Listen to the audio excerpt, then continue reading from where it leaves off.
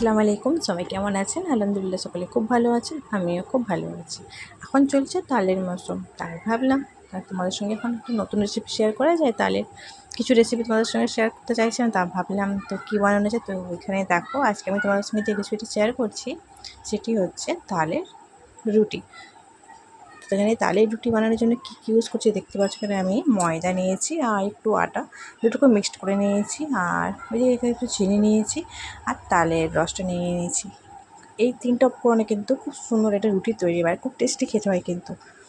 আর এখানে দেখো আমি একটু চুলাতে প্যান গরম করতে দিয়ে নিয়েছি, সেখানে মধ্যে দিয়েছি তালের রসটা দিয়ে নিয়ে এর মধ্যে আমি চিনিটা দিয়ে একটু নাড়াচাড়া করে নেবো, যাতে চিনিগুলো এর মধ্যে গুলে যায়। আর আটাটা যখন আমি মিক্সড করো তত না এই চিনিগুলো গোটা অসুবিধা হতে পারে। তো তার জন্য দেখো এটাকে ডো বানানোর জন্য চিনিগুলো আর তালের রসটা ভালোভাবে মিক্সড করে নিচ্ছি। আর তালের মেয়েটা একটু গরম করে নিচ্ছি, যাতে গরম থাকলে আটাটা ছানতে হবে, আটাটা একটু সফটও হবে, নরম নরম হবে রুটিগুলো, সেই জন্য। তো চলো এটাকে ভালোভাবে নাড়াচাড়া করতে হবে কিন্তু, আর নাড়াচাড়াটা বন্ধ রাখা যাবে না। আর এখানে কিন্তু গ্যাসের ফ্লেমটা আমি একেবারে লো রেখেছি, নাহলে তালের রসটা কিন্তু পুড়ে যেতে পারে। তো তার জন্য আমি গ্যাসের ফ্লেমটা লো রেখে একেবারেই ভালোভাবে নাড়াচাড়া করতে হবে কিন্তু, নাড়াচাড়া একেবারেই কিন্তু এটাকে বন্ধ করা যাবে না। হাত নাড়া বন্ধ হলে কিন্তু তালের এই রসটা পুড়ে যেতে পারে। তো তার জন্য এটাকে বারে বারে ভালোভাবে কিন্তু নাড়িয়ে নিতে হবে। তো ওইখানে দেখতে পাচ্ছ আটাটা নিয়ে নিয়েছি, আটাটার মধ্যে দিয়ে দিলাম লবণ।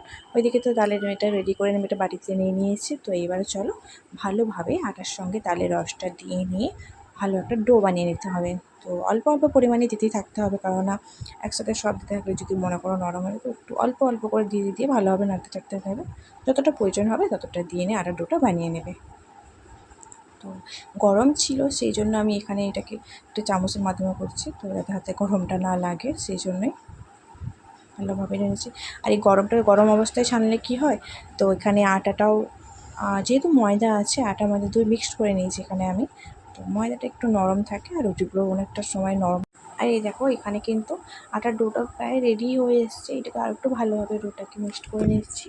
মিক্সড করে নেওয়ার পরে এইটাকে আমি একটা কিন্তু ঢাকা চাপা দিয়ে প্রায় 10 থেকে 15 মিনিটের মতন কিন্তু আমি একে চাপা দিয়ে রেখে দেবো, যাতে ভালোভাবে আটাটার নরম সফটনেস ভাবটা আসে। এর মধ্যে কিন্তু কোনো অয়েল বা কোনো কিছু মিক্সড করা দরকার নেই, শুধুমাত্র তালের রস, চিনি আর 2 রকমের আটা ময়দা মিক্সড করলেই কিন্তু তৈরি হয়ে যাবে আটার ডোটা। আর এইদিকে দেখো 15 মিনিট পর তোমাদের সাথে ফিরে আসলাম, আর দেখো আটাটা কত সুন্দর সফট হয়েছে না। তো চলো এবারে এগুলো একটু লেচি কেটে নিয়ে রুটি যেহেতু বানাবো, তার মধ্যে না রুটির মতন একটু শেপ নিয়ে নিচ্ছি, নিয়ে হাতের মাধ্যমে রুটির শেপগুলো একটু গোল গোল করে নিচ্ছি, যাতে রুটিগুলো আমার বেলার সময় সুবিধা হয় সেই জন্য। তো আমি এক এক করে সব কটা ময়দার থেকে লিচিগুলো কেটে নিয়ে একটি বোলের মধ্যে রেখে দিই। লিচিগুলো সব এক এক করে কিন্তু একইভাবে কেটে নিয়েছি। তো দেখো এখানে সব লিচিগুলো কাটা হয়ে গেছে। তো চলো এবারে কিন্তু আমাকে রুটির শেপে সবগুলো আমি বেলে নেবো। তো তার জন্য এখানে আমি শুকনো একটু ময়দা নিয়েছি হাতের মধ্যে, যাতে রুটিগুলো ঠিকঠাকভাবে বেলতে পারি আর বেলনের মধ্যে যাতে না চিপকে আসে, তো সেই জন্য। তো হাতে একটু সময় নিয়ে আলতো হাতে প্রত্যেকটা তালের এই মেথিওয়ালা রুটিটা বেলে নিতে হবে। যেহেতু এটা তালের মেথি দিয়ে এটা ডোটা তৈরি করা আছে, তো একটু পুরো আটা একটু বেশি করে নিয়ে বেলে, যাতে না চিপকে যায় বা রুটিটা যাতে এটা ছিঁড়ে যায়। তো দেখো আমি খুব আলতো হাতে আস্তে আস্তে বেলে নিচ্ছি।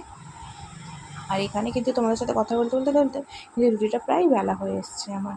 আর বেশি চাপ দেন, আলতোভাবে কিন্তু রুটিটা বেলে নিতে হবে। তো এখানে রুটিটা যেহেতু বেলা হয়ে গেছে, তো চলো এবারে তোমাকে রুটিটা সেঁকে নিতে হবে। তো তার জন্য এখানে দেখো আমি একটু চুলাতে এখানে প্যানটা গরম করে নিয়েছি। এইবারে কিন্তু এর মধ্যে আমি যে তালের আটার যে রুটিটা বেলে রেখেছিলাম সেটা এর মধ্যে দিয়ে নেব। দিয়ে নেওয়ার পর এখানে কিন্তু গ্যাসটা মিডিয়ামে রাখবো, যেহেতু রুটি শেখা হচ্ছে, তো গ্যাসটাকে একটু মিডিয়ামে রাখতে হবে। মিডিয়ামে রাখলে রুটিগুলো সুন্দরভাবে শেখা হবে, একদম হাই ফ্লেমে দিতে হবে, কারণ হাই ফ্লেমে রুটি বলো রান্নাই বলো কোনো জিনিসটাই কিন্তু ভালো হয় না। তো তার জন্য এখানে গ্যাসটা একদম লো রাখারও কোনো দরকার নেই। এখানে মিডিয়াম ফ্লেমে রেখে রুটিগুলোকে আস্তে আস্তে সব সেঁকে নেবো। কিন্তু আমি তোমাদের সঙ্গে তো সব রুটি শেখাগুলো আমি শেয়ার করলাম না, আর যতগুলো শেয়ার করলাম তোমার জন্য শেয়ার করলাম। আর রুটিগুলো কিন্তু খুবই টেস্টি হয়, মিষ্টি মিষ্টি একটু বেশ ভালোই লাগে খেতে কিন্তু রুটিগুলো। তোমরা চাইলে কিন্তু বাড়িতে একবার ট্রাই করে দেখতেই পারো। তো দেখো এখানে কিন্তু আমি আলতোভাবে রুটিগুলো সেঁকে নিচ্ছি। আর আজকে আমার এই ভিডিওটা তোমাদের কেমন লাগলো প্লিজ কমেন্ট করে জানিও। যে যেখান থেকে আমাদের ভিডিওটা দেখছো তাদেরকে অনেক অনেক ভালোবাসা। আর যারা আমার চ্যানেলে নতুন বন্ধু আছো তারা প্লিজ চ্যানেলটা সাবস্ক্রাইব করে নিও। আর যারা আমার চ্যানেল আগে থেকেই বন্ধু করা আছো তাদেরকে অনেক অনেক ভালোবাসা এতদিন আমার সাথে থাকার জন্য। তো দেখো তোমাদের সাথে আমি শেয়ার করছি রুটিগুলো কীরকম দেখতে হয়েছে। তো দেখতে পাচ্ছ, আর রুটিগুলো কিন্তু প্রচণ্ড নরম রুটি হয়েছিল জানো তো। আমি যখন রুটিগুলোকে হাতের মধ্যে নিয়েছিলাম না, পুরো আমার একটা হাতের তালুর মধ্যে চলে আসছিলো। তো চলো আজকের মতন আমি ভিডিওটা এখানে শেষ করছি। টাটা, বাই, আল্লাহ হাফেজ। সবাই ভালো থাকবে, সুস্থ থাকবে, বাই।